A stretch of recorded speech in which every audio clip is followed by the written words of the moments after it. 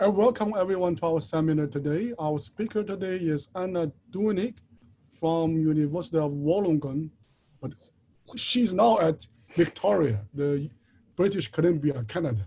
So Anna is going to tell us about the non-commutative Poincaré duality of the irrational rotation algebra. So please. Thank you. Thank you also for inviting me to give a talk and give me this opportunity. It's really nice to have all of these online seminars in times like these. So this is about joint work with Heath Emerson, who was my PhD advisor at Duwenig, which is, the place that I'm stuck at the moment. The things that I'm going to do today are these. I'm first going to introduce Poincaré duality in the non-commutative setting.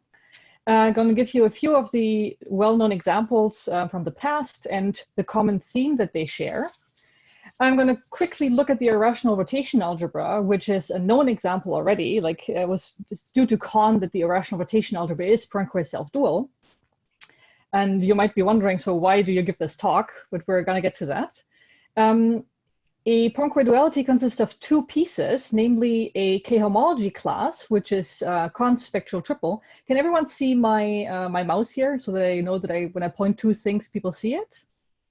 Yes. Wonderful, good. Yes. Okay, so I'm going to talk about Kahn's spectral triple, and then we're going to go into the new things that Keith and I have done, which is constructing a k-series cycle. So this is the dual class to Kahn's class. And I'm going to end with a few questions that you might ask on how to move on from there. So first, non-commutative Poincaré duality. We say that two separable unital nuclear C-star algebras A and B are Poincaré dual with a dimension shift of I. If there exist two classes delta and delta hat in the k-homology of A tensor B, in the ith k-homology, and in the k-theory of B tensor A minus I, so that if I take their Kasparov product in one way, I get the identity on A. And if I take their Kasparov product in the other way, I get the identity on B with a sign. If you see this definition for the first time, you might be wondering what this actually means, and also why we call it Poincaré duality. So let me go back to classical Poincaré duality.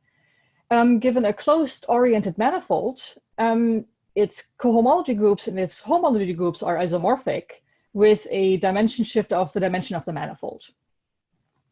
And in the non-commutative world that I just, the non-commutative setting that I just described, you have an analog of this. So given a duality pair delta delta hat, you have an isomorphism between the k-theory and the k-homology groups of the two C-star algebras that are Poincaré dual. And to give you this isomorphism, I have to go to KK theory.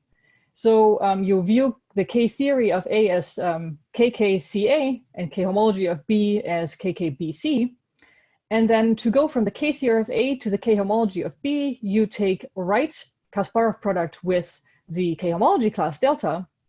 And to go back, you take the left Kasparov product with the k-theory class delta hat.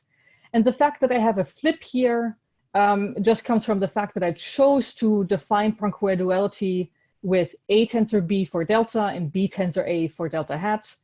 There's many different definitions of Poincaré duality, all of which are equivalent at the end of the day, but they look a little different. So you always have to watch out which definition you work with.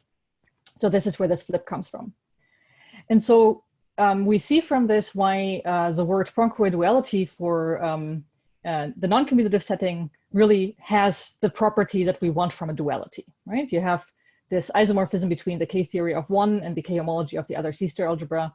And here you see the dimension shift, right? So my classes here are in kki, kk minus I, and here is the dimension shift. Okay, so this justifies this word. And the next thing I'm going to do is give you a few examples and tell you what they all have in common. Of course, the first one I have to give you is the commutative example. If I build a non-commutative definition out of a commutative one, I better recover the commutative situation.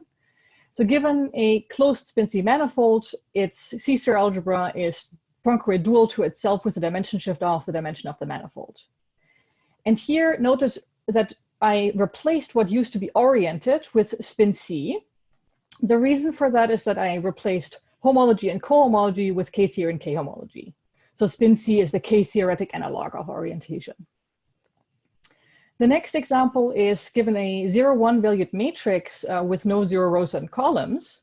Its Chronicler algebra is Poincaré dual to the Chronicler algebra of the transpose. This result is due to Cumming and Putnam. Given an irreducible Smale space, its stable and unstable Reale algebras are dual to each other with a dimension shift of 1, due to Cumming, Putnam, and Whittaker. Given a hyperbolic group, which is acting on its Gromov boundary, this is this delta gamma here. The cross product is self-dual. This is due to Heath Emerson, my PhD advisor. And then certain actions of discrete groups on spin-C manifolds, in particular proper actions, give rise to cross products which are self-dual. So those are neat examples that have been around for a while. And all of these examples share a theme in proving that they satisfy this duality, namely that some sort of diagonal is used to build the two classes, delta and delta hat. For the first two, so for the closed spin-C manifold and for the Chronicler algebras, I'm going to hint at how the diagonal is lurking in the background. The others I'm going to skip, but it is also in those constructions. So for the spin-C manifold, which is self-dual, or whose C-star algebra is self-dual, you really start with the diagonal embedding of the manifold in two copies of the manifold. So M goes to M times M. Then by the spin-C structure of the manifold, you're given a Dirac operator. So this is a K-homology class in the dimension, in the KKN, so dimension of the manifold is N here, over the C-star algebra. And then you pull back that class along the diagonal map. And this gives you the K-homology class for a duality. And actually, the K-theory class is also built using the diagonal. But you see here, the diagonal is really very prominently used. You only use things that are intrinsic to your manifold, and then you pull that back along the diagonal map. For the Chronicler algebras, which are dual to the Chronicler algebras of the transpose matrix, you start with taking the generating partial isometries of your two C-star algebras, and then you look at this particular element in their tensor product.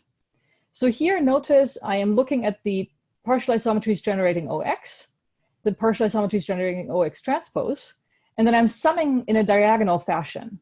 So I don't have any mixed terms here. I have Sj, Tj, and this is the sense in which the diagonal comes up here. And out of this element, you then build the K-theory class, delta hat.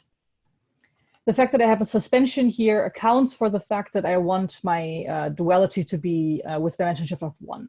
So this 0 here, this suspension here and this 0 here makes up for the 1 here. Okay, so you see that there's a common theme. Then the example that I mentioned in the very beginning as well is the irrational rotational algebra is known to be Poincaré self-dual. This is due to Alan Kahn. So recall the irrational rotation algebra is the C-star algebra generated by two non-commutative unitaries. So they commute up to a scalar of e to the 2 pi I theta. And Kahn actually constructed the K-homology class out of a spectral triple. So this is a very specific cycle. However, his K-theory class was only defined abstractly as product of generators of the K-theory groups. And Heath tells me that this makes applications very difficult. So one thing, for example, that you can do with a Poincaré duality pair is that you can compute Lefschetz numbers. So Heath has a theorem that if you have such a pair, you can use them to compute Lefschetz numbers of elements. But the problem is if these these are just classes and not cycles, then the information you get is not really enlightening. So you don't really gain more information. And so the goal for my thesis was to find a cycle for this K-theory class. So that's what we're going to do. But before, I want to actually tell you how this spectral triple of Kahn's is constructed, just so that you know what we're working with. Because we want to construct something that is dual to Kahn's spectral triple, right? Okay, so Kahn's spectral triple, what do we need? We want an unbounded cycle for delta, and this consists of a graded Hilbert space, an even representation of my C-star algebra on that Hilbert space, and a nice enough odd unbounded operator. Notice that the irrational rotation algebra is isomorphic to its opposite. And so I can replace some of the a thetas with a theta ops. And the reason I'm doing this for this talk is just to make things more concise.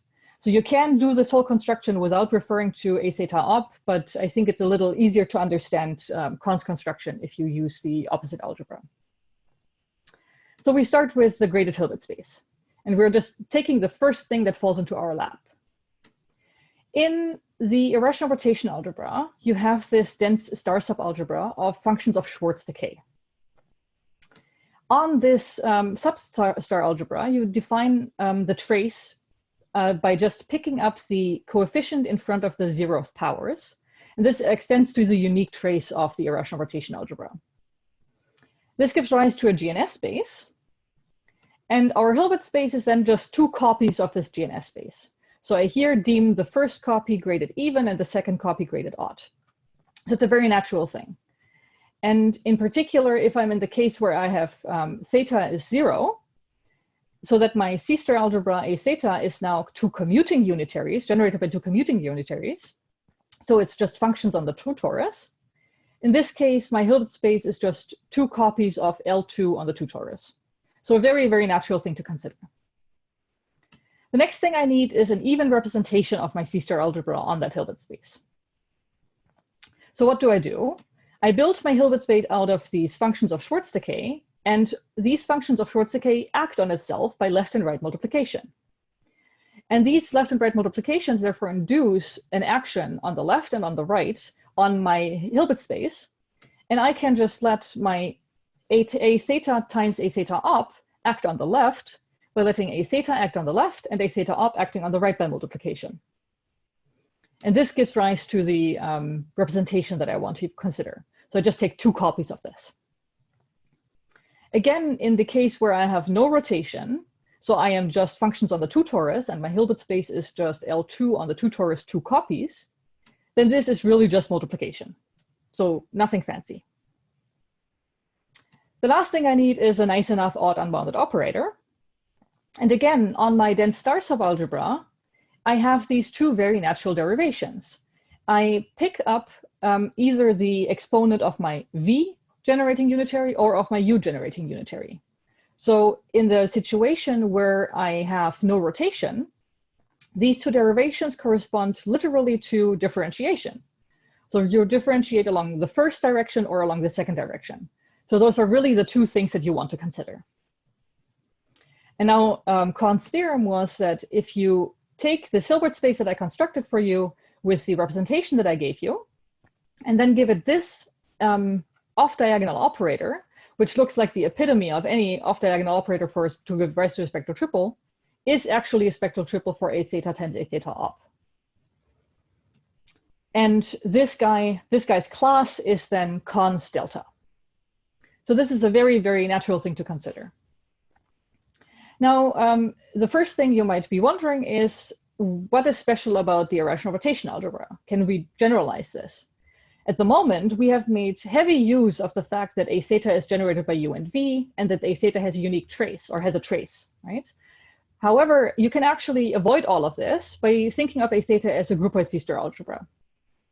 So as a groupoid C-star algebra, I just need the integers acting on the circle by irrational translation or irrational rotation, which gives rise to a transformation groupoid whose C-star algebra is the irrational rotation algebra. And if you use this picture, then you can still define the spectral triple without using U, V, and the trace. And what Heath and I have shown is that this spectral triple, if you define it like this, can actually be generalized to ZD actions on closed spin-C manifolds if you have a few assumptions. So you need the action to be isometric, and you need there also to be an isometric action on the spinor bundle, which plays nicely with this isometric action on the manifold.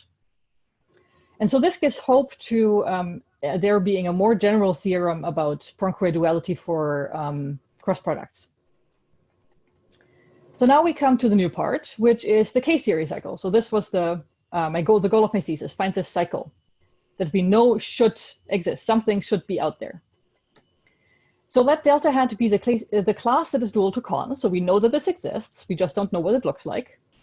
And we let mathfrec S be the space of Schwarz-Brouhat functions on the integers, a copy of the circle, and 2 copies of the reals. So those are smooth functions that are of very rapid decay.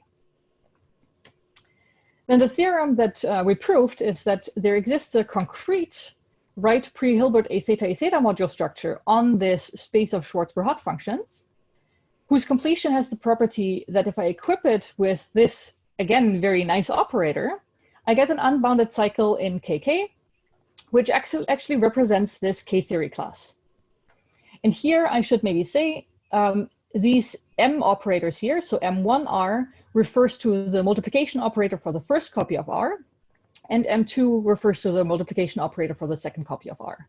So it really just multiplies by the input of your R components. So it's a very, very nice thing. I could give you the concrete Hilbert module structure, but that's not the point of my talk. I just want to tell you how we got there. But it is very concrete. So it's a concretely defined Hilbert module. Okay, so how did we find this cycle? First of all, what do we need for a cycle? An unbounded cycle in K-theory consists of a graded Hilbert A module, and again, a nice odd unbounded operator. And as you know, the zero operator is nice exactly when the module is finally generated projective. I'm going to refer to that later. This is why I wanted to mention it here. So for the next bit of my talk, you have to bear with me because it will seem completely unrelated for a little bit. So we're still going to talk about irrational rotation, but we're going to leave the world of KK theory for a while and see where it leads us. We will need a few facts about groupoids. So the first fact that I need is that if I have a closed subset of a unit space of a locally compact Hausdorff groupoid, which meets every orbit in the sense that if I look at all the things that start in F and then look at their ranges, then I want to get back the whole unit space. If this guy has some other mild assumptions, then it's Morita equivalent, then the surrounding groupoid G is Morita equivalent to the reduction groupoid. So to the groupoid that arises out of all the things that start in my transversal and end in my transversal. So this F here is called an abstract transversal. Then the next fact is a theorem by Muley-Renault-Williams, which is that an equivalence between groupoids, such as the one from the first fact, gives rise to a strong Morita equivalence between their C-star algebras. And a Morita equivalence in particular is a right Hilbert module, right? So I'm on the lookout for a right Hilbert module for my C-star algebra, and a Morita equivalence is an example of such a right Hilbert module. More importantly, maybe, is that if I'm looking at this abstract transversal, then the Morita equivalence between these two groupoids is very concrete. Namely, it's given by the space of things that start in F in my transversal. And if I'm giving a concrete equivalence between groupoids, then the equivalence between the C-star algebras is also concrete. So there's formulas that I actually get. I'm not getting something abstract. I'm not getting an existence proof. I actually have a construction for this thing. Okay, how are we going to use this? We're going to look at the chronicler flow.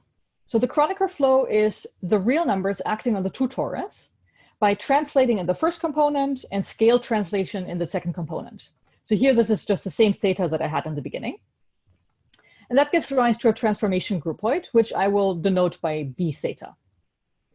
What does this guy look like? So consider R2 with Z2 inside of it and pretend like this is T2. So this point xy here is supposed to be viewed in mod Z2. Then the scalar t acts on this point by bringing it to x plus t, y plus t theta, which actually just means that I have walked along the line of slope theta for time t. So this is all that's happening. So this is what this groupoid, the chronicler flow groupoid looks like. And I want to argue that I can reduce this groupoid to a certain transversal to get the irrational rotation algebra, which hopefully makes the two groupoids equivalent. Okay, so we're now considering the y-axis inside of the unit space of this groupoid, which is the two torus. So we're starting with the point 0, y, and we're looking at the line of slope theta. So what does the action do to this point?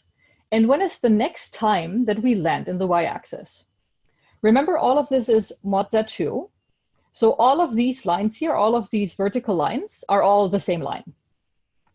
So the first time I hit this line is at time 1. So I have flown y plus theta, so theta far. Time 2, y plus 2 theta, 3, 4, 5. And I think you get the idea. So if I restrict to the y-axis here, and I look only at the things that start and end in the y-axis under this action, then here I recover the irrational rotation algebra, the groupoid. So I recover the z action on the circle. Okay, furthermore, I want to argue that if I restrict to this, I get an equivalent groupoid. So I need my transversal, this y-axis, to meet every orbit. So I start with any point xy, and I just look at the line of slope theta. And if I just travel far enough in time, eventually I hit a point in the y-axis. This point here just has x component in the integers, and therefore is of the form 0, y plus t theta. Okay, so to recap, we've seen that if I reduce the groupoid for the chronicler flow to the y-axis, then I get the irrational rotation algebra groupoid. And this y-axis meets every orbit. So by the fact about groupoids I mentioned earlier, we get an equivalent groupoid. And by the Muley-Renault-Williams theorem, I then get an equivalence between their C-star algebras. So I get an equivalence between these two groupoids. And you might ask, why did I choose the y-axis? Actually, the y-axis is not special. You can just take any line of rational slope and get a similar result. So if you take an SL2Z matrix G, A, B, C, D, and you let it act on my, my rotation factor, theta, by Möbius transform, so A theta plus B over C theta plus D, then you also get that the chronicler flow with this slope is also equivalent to the groupoid for the irrational rotation algebra. And you're wondering, why do I care about this? So as I said earlier, we are after a right Hilbert module for A theta times A theta. That's what we're looking for. And we now found this equivalence between these two groupoids. In particular, we have an equivalence between these two product groupoids. And by Muley-Renault-Williams, we get a Morita equivalence between these two C-star algebras. And this Morita equivalence is a right A theta module. So one of the things that I'm after. But is this guy a K-theory class? Recall again, the zero operator, so a module with a zero operator is good enough only if the module is finitely generated projective. So is this good enough? Unfortunately, it's not. The C-star algebra on the left is not unital because the groupoid is too big. It has these copies of the reals in there. And so this Morita equivalence is not FGP. And in particular, this guy is not a K-theory class with a zero operator. Okay, so this didn't get us far. But now we come back to the idea that I had in the very beginning, that all the known examples of Poincaré duality needed a diagonal. And so we're just going to try to use the diagonal and use this, do this reduction game one more time. This time using the diagonal inside of these two copies of the chronicler flow. And I have to admit here, this is just, he's saying, let's just try this and see where it leads us. And it somewhat miraculously worked out. Maybe with a little bit of a problem that we ran into, but we will get to that in a second. Okay, so I look at the groupoid, in the groupoid, two copies of the chronicler flow, Bg theta times B theta. I look at the diagonal. And this time, I want to think of this grid not as R2, but as T4. What this means is that these two dots here are supposed to be one single point in my unit space of my two copies of the chronicler flow. I would like to argue, just as I did before, that I can reduce my groupoid to the diagonal and get an equivalent groupoid. The diagonal is clearly closed inside of T4, but I still need that it meets every orbit so that I get an equivalent groupoid. So to see that the diagonal meets every orbit, I just look at what happens to the point VWXY under the action of this groupoid. So in the B theta component, I have to walk along the line of slope theta. And in the BG theta component, I have to walk along the line of slope G theta. And you see that if G theta and theta are not the same, then if I walk long enough in time, and I am allowed to walk at different speeds, I eventually hit a point that has twice the same component. So here, this single dot here refers to two dots overlapping each other. So this is a point of the form AB, AB. In other words, whatever point I start with, if I walk far enough along my slopes, I eventually hit a point in the diagonal. And so I've shown that the diagonal meets every orbit, as long as my two slopes are not the same.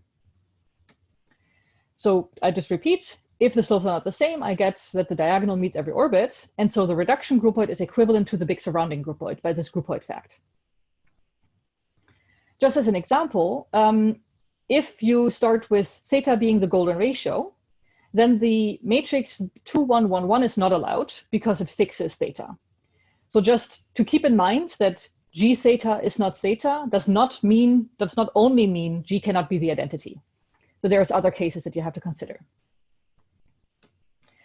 A little lemma is that this reduction groupoid is itself a transformation groupoid of Z2 acting on the 2 torus. You're not supposed to see that, so this is not obvious. But what this action here does is that Z2 basically incorporates both the G theta and the theta action at once, so it kind of intermingles them. And what you see from this description of dg is that it is étal with compact unit space, which makes it C-star algebra unital. Okay, so we have a unital C-star algebra, and unital is good, right? If I have a unital C-star algebra acting on the left of a Morita equivalence, I get a finitely generated projective modulo. So let's reiterate what I've just done.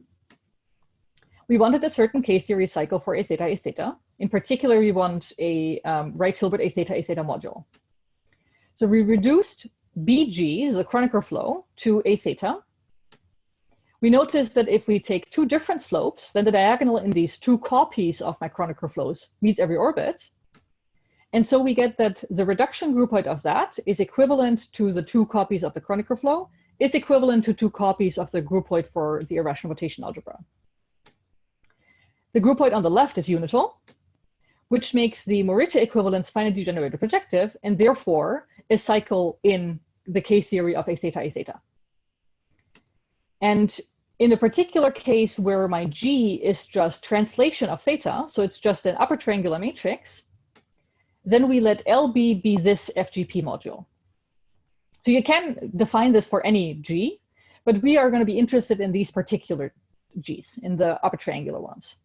So LB is this FGP module that I got from this diagonal construction.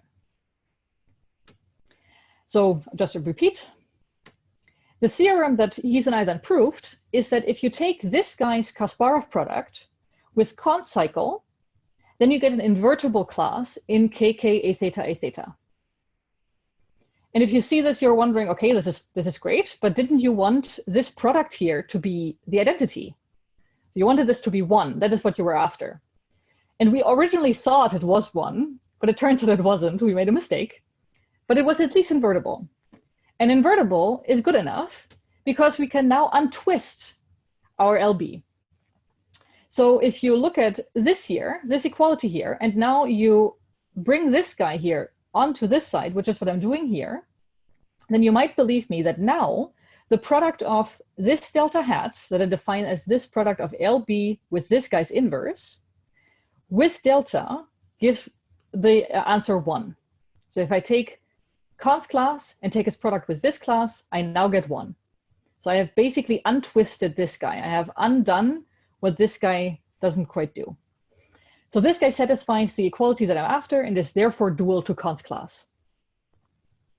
So how did we check that this TB is invertible? How did we find the inverse? So the fact that it's invertible is nice, but since we're after a cycle, the fact that it's invertible is not quite good enough. We need actually to find its inverse, and we need a cycle for the inverse. So how do we find the inverse? First of all, we used one of the recipes out in the literature to find a cycle for this Kasparov product. So for example, Kucherovsky's theorem. We just found a cycle because this guy here is a cycle and this guy is a cycle, and therefore we can find a cycle for this Kasparov product. Then we lifted this to equivariant KK theory, because there's a little less structure going on. Everything is a little untangled, and so everything is a little easier to study.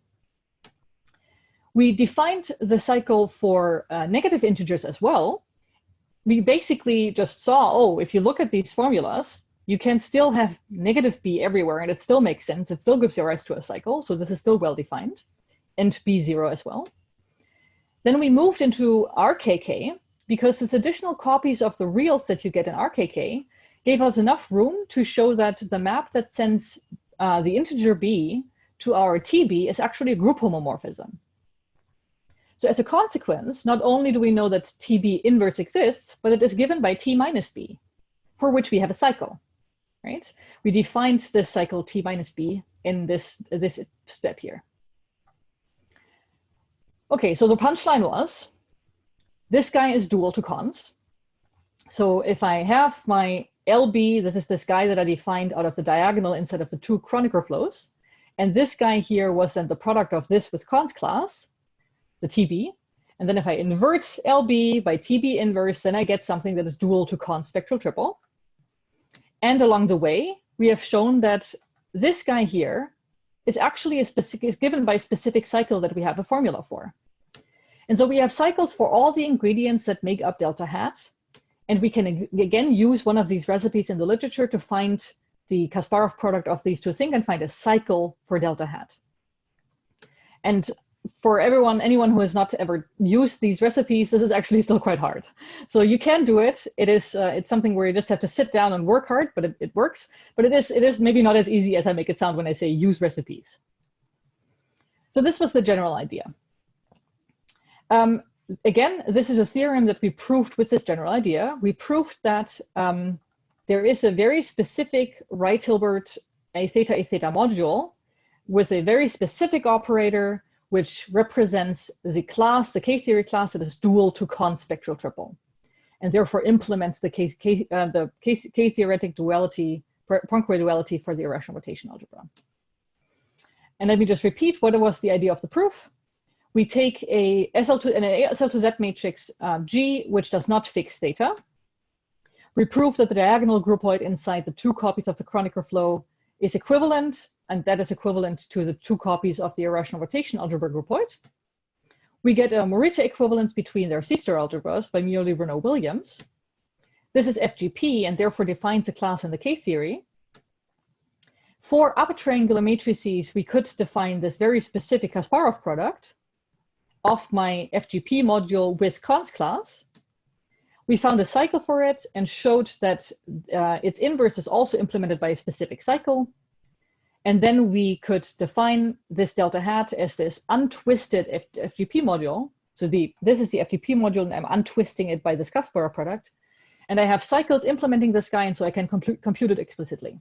So this was the general idea. So now a follow-up question that often comes is, why did you need to take the matrix to be upper triangular? And this is a very good question. Because to be honest, we could have defined the FGP module for any SL2Z matrix that doesn't fix theta. And you could still ask whether this product of this guy with cons class is invertible. So can you play the same game, and what is the inverse? The obstruction that we ran into is that depending on whether this bottom left entry C is 0 or not, the two situations are completely different. So what happened in the situation where C is 0, so we had an upper triangular matrix, it's that the underlying module of this guy here actually had two copies of the Schwarz functions on Z times circle times reals on it. In the case where C is non-zero, the underlying module looks like Z mod CZ times R2. This copy of the integers here in the first module made it possible to lift this guy to equivariant KK theory, which was one of the main things that allowed us to prove that B goes to TB was a group homomorphism, which gave us the inverse of TB as T minus B. But in this other situation, you can't really lift it to KKZ. And so we really had no idea how to deal with that. This is the reason why we started disregarding matrices that were not upper triangular. So you could now ask a few further questions. Can this be done for higher dimensional non-commutative tori? In particular, or maybe more generally, can this be done for ZD actions on a spin C manifold? For the K homology class, delta, we do have a candidate. I mentioned earlier that Kahn's class can be defined without reference to the unitaries and the trace. And you can, if you define it in a more general groupoid way, also generalize this to ZD actions on spin-C manifolds as long as you have some minor assumptions. But the problem is that the construction that I just walked you through for the kseries class delta hat does not really have an analog. So the clear candidate that you would like, or that we thought of using in order to think of the chronicler, for the chronicler flow, was the mapping cylinder. So what the chronicler flow is for A theta could the mapping cylinder be for the general situation of ZD acting on the manifold. But the problem is that then diagonal doesn't really make sense unless you can lift the Z action to an R action. So you see this also in the chronicler flow, that we needed really the fact that it was an R action on the circle. Another question would be what the classes that we constructed along the way actually represent.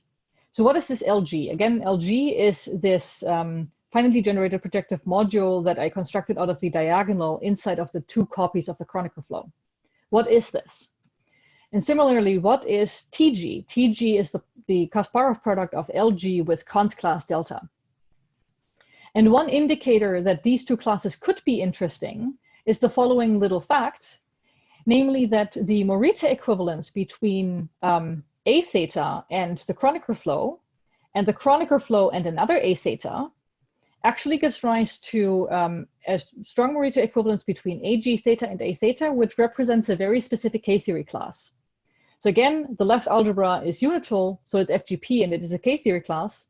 And this, if the matrix is ABCD, then this class represents C theta plus D. So you get really interesting examples of kseries classes out of this construction of reducing to a transversal.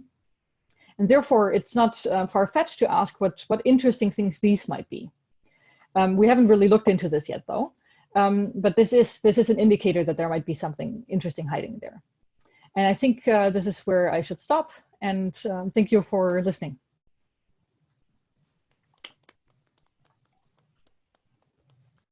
Thank you very much. So do you have any questions or comments?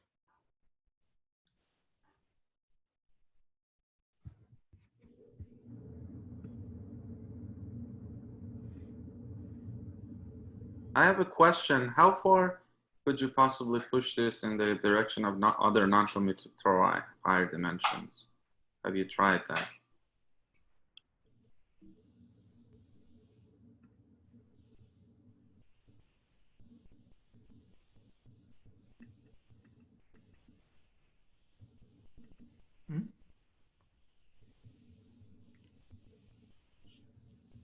So our speaker is muted. Let's wait for her for a couple. Okay. Sorry, my connection just broke off and I had to switch to a different computer. Could you please repeat the question? Yes, the question was if there is a hope we could possibly push further in the direction of other, higher dimensional non-commutative tori.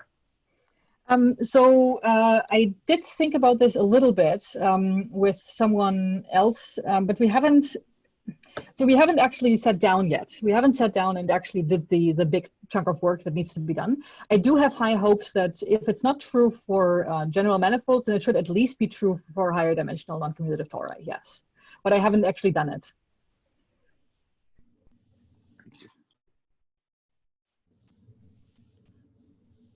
So may I ask a question about your, kind of the extension of your work? So how is crucial here? You need to use, you have an abelian group, Z or Zn. Can it be extended to other non-abelian? That's a good question. I think even for our K-homology cycle that we constructed, even there was a spot where we really needed that it was abelian. I am not 100% sure anymore where it was, but I do remember that Heath and I went back and forth on this, and I remember that I asked this question multiple times, and eventually I think I agreed with him that it was necessary that we needed abelian. Another question is how, I mean, is it possible to extend your construction to kind of more general Lie groupoids? Oh, that's a very good question. So you were thinking Lie groupoids as opposed to specific transformation groupoids? Right. So, for example, in the case of this R action on T2, that is a special case of this chronic foliation algebra, right? Or foliation point. Can we extend this, I mean, construction to more general foliation group point? So I guess the question is always going to be when, so in the situation of the chronicler flow, the nice thing was that we had a whole abundance of different actions, right? We did not just have the theta action, but also the g theta action. So we had a very natural way of just taking a different one and then using literally the diagonal and get a transversal that did the trick, so that actually met every orbit. As soon as you have a more general groupoid, I'm not quite sure what the other, so you need two groupoids basically in order to be talking about the diagonal, right? And the question is which other groupoid you would choose. There might be, maybe there is a natural choice for specific situations, but I wouldn't know which one right now. So basically you are suggesting to me to replace B theta by a Lie groupoid, but what would be the analog of BG theta? That's the question that I guess would have to be answered.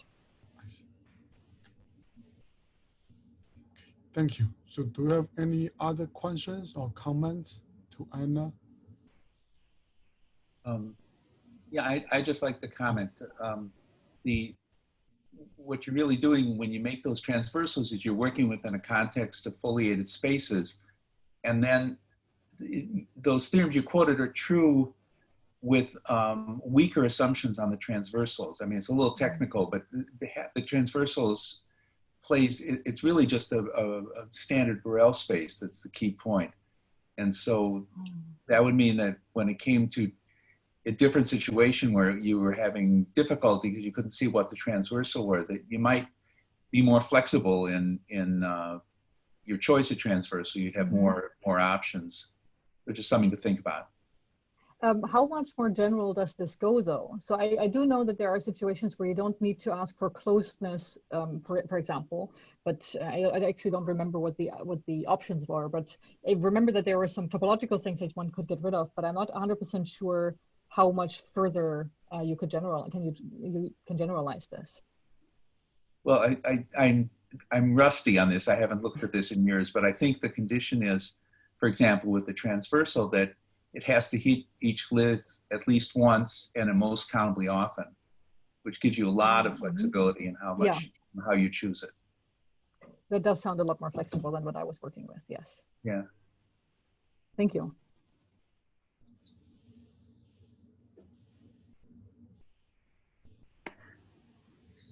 Okay, so if there are no more questions, let's thank Anna again for a beautiful talk. Thank you. Welcome, thank you.